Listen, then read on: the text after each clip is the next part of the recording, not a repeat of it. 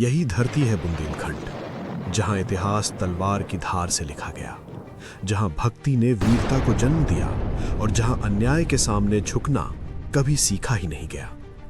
बुंदेलखंड को बुंदेलों की भूमि कहा जाता है, लेकिन क्या आपने कभी सोचा है कि ये बुंदेला कौन थे?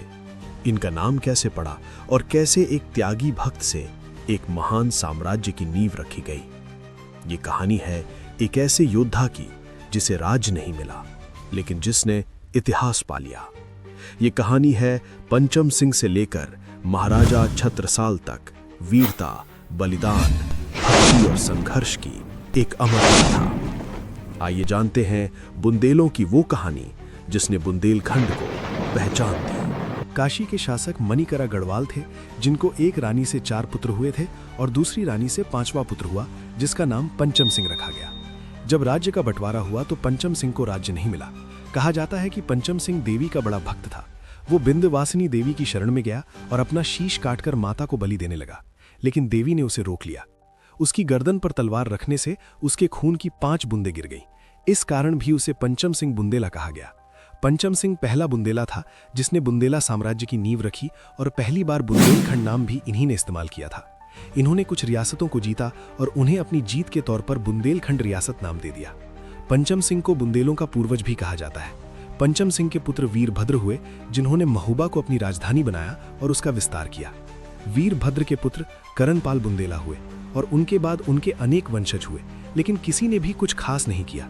इनके अंतिम योग्य बुंदेला शासक हुए रुद्र प्रताप सिंह बुंदेला, जिन्होंने ओरछा नगर बसाया और ओरछा किला और महल बनवाए।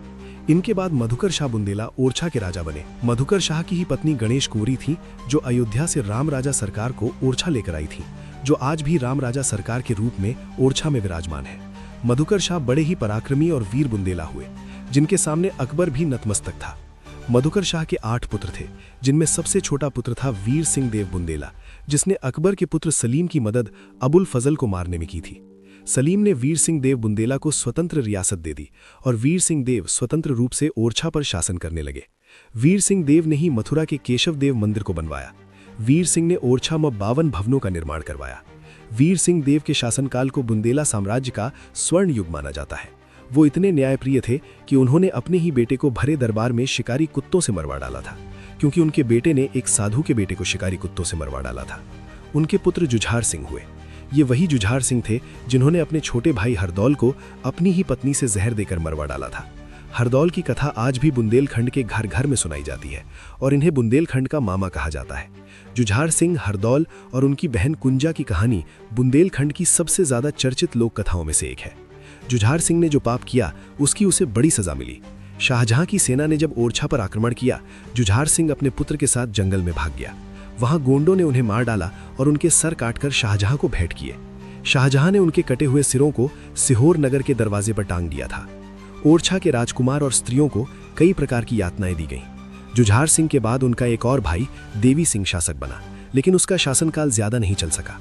इसके बाद कई बुंदेली शासक हुए जिन्होंने शासन किया, लेकिन कोई भी योग्य शासक नहीं हुआ जो बुंदेली साम्राज्य को संभाल सके। और इसके बाद एक शासक हुए जिनका नाम था भगवान दास बुंदेला। भगवान दास बुंदेला के पुत्र हुए चंपत राय। चंपत राय एक बड़े ही वीर और साहसी बुंदेला हुए जो छापामार युद्ध में पारंगत थे। उन्होंने एक बार फिर बुंदेलों को संगठित किया और सेना बनाई और बुंदेलखंड का विस्तार किया, लेकिन विश्वासघात के कारण उन्हें मुगल सैनिकों ने घेर लिया। बंदी बनने से उन्होंने मर जाना बेहतर समझा और अपनी पत्नी लाल कुंवर के साथ उन्होंने आत्महत्या कर ली। इन्हीं चंपत राय के पुत्र हुए महाराजा छत्रसाल बुंदेला, जो एक वास्तविक बुंदेला शासक बने और उन्होंने बुंदेलखंड को मुगलों से मुक्त करवाया। वो इतने वीर और पराक्रमी थे कि उन्होंने केवल 5 घुड़सवारों और 25 पैदल सैनिकों के साथ मुगलों से जंग छेड़ दी थी। उनके लिए कहा जाता है कि इत यमुना उत नर्मदा इत चंबल उत टौंस, छत्रसाल से लर्न की रही न काहूं होस। छत्रसाल को ही अंतिम बुंदेला शासक माना जाता है। कहा जाता है कि इनके बाद बुंदेला साम्राज्य का लगभग अंत हो गया और बुंदेलखंड रियासतों और जागीर में बढ़ता चला गया। तो ये थी बुंदेलों की कहानी जिन्होंने बुंदेलखंड का विस्तार किया। आशा है आपको वीडियो पसंद आया होगा। अगर आपको वीडियो पसंद आया है तो इसे लाइक कीजिए और हमारे चैनल द बुंदेलखंड हिस्ट्री को सब्सक्राइब करना न भूलें।